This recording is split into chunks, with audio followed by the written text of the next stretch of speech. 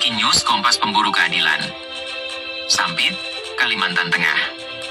Miris sekali nasib Mukri bin Anan, 71 tahun, warga Desa Tangkaroba, Kecamatan Mentaya Hulu, Kabupaten Kota Waringin Timur, Kalimantan Tengah. Betapa tidak, lahan perkebunan yang dimiliki berdasarkan surat kepemilikan nomor 23 SKT 2 tahun, tertera dalam surat yang ditandatangani oleh Kepala Desa Tangkaroba pada tanggal 6 Februari, tahun tertera dalam surat, seluas 250.000 meter persegi, yang terletak di Desa Kawan Batu, Kecamatan Mentaya Hulu, saat ini telah diduga dikuasai oleh PT KMA secara ilegal dan tidak bertanggung jawab. Karena, lahan tersebut telah memiliki pemilik yang sah secara legal. Tapi, PT KMA diduga merebutnya secara ilegal. Menurut keterangan Mukri, sebagai pemilik yang sah kepada media ini, pada tahun 2011, dirinya membakar lahan miliknya tersebut untuk kepentingan berladang.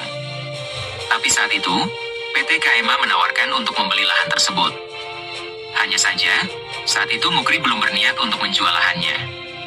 Nanti, pada tahun 2017, barulah Mukri berniat menawarkan kembali lahannya tersebut kepada PT KMA.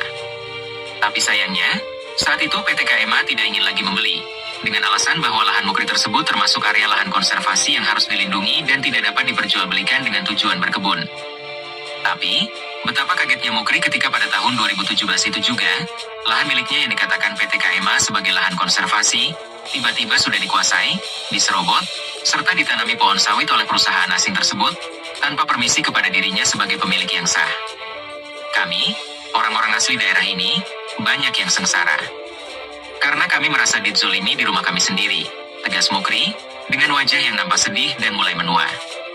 Sementara itu, Mulyadi Jufri, seorang aktivis dan pemerhati masalah-masalah sosial, yang banyak menangani dan membantu masyarakat kecil dalam pendampingan menghadapi ulah dan perlakuan para perusahaan asing terhadap masyarakat pribumi, menyatakan sangat menyayangkan kondisi ini. Karena, hampir semua perusahaan ini berkelakuan sama terhadap penduduk asli.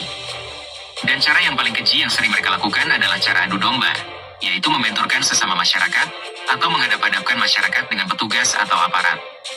Yang paling menyedihkan, menurut Mulyadi, adalah para oknum dan aparat kita cenderung tidak netral, dan lebih membela pihak asing daripada saudara sebangsa mereka sendiri. Mulyadi berharap, ada niat baik dari PT KMA untuk mengembalikan lahan Mukri tersebut dengan cara baik-baik, untuk mencegah hal-hal yang tidak diinginkan terjadi. Karena, setiap manusia memiliki batas kesabaran yang sama. Bagaimana mungkin, menurutnya, lahan yang dianggap sebagai lahan konservasi oleh PT KMA, tapi kemudian digarap tanpa sepengetahuan Mukri, sebagai pemilik lahan. Mulyadi meyakini, jika hal ini diusut tuntas, pasti ada pihak lain yang terlibat dalam tindakan rekayasa yang semena-mena ini. Sehingga, dirinya berharap ada niat baik dari pihak perusahaan untuk menyelesaikan masalah ini secara baik-baik, mengingat usia Mukri yang sudah semakin tua. Jadi, hendaknya pihak perusahaan asing ini menggunakan hati nurani, dan tidak lagi menggunakan cara-cara ilegal untuk merebut dan menguasai lahan perkebunan masyarakat.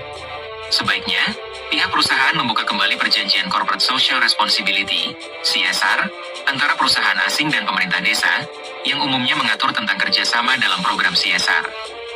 Termasuk hak dan kewajiban kedua belah pihak, ruang lingkup kegiatan, serta komitmen untuk kesejahteraan masyarakat dan kelestarian lingkungan, bukan sebaliknya, yang justru menyengsarakan masyarakat atau menggarap lahan konservasi. Tegas Mulyadi. Jangan lupa subscribe channel YouTube kami, Kompas Pemburu Keadilan. Dapatkan update eksklusif seputar hasil investigasi mendalam, pengungkapan kasus-kasus besar, hingga fakta-fakta tersembunyi yang jarang terungkap di media lain. Tim Kompas Pemburu Keadilan melaporkan.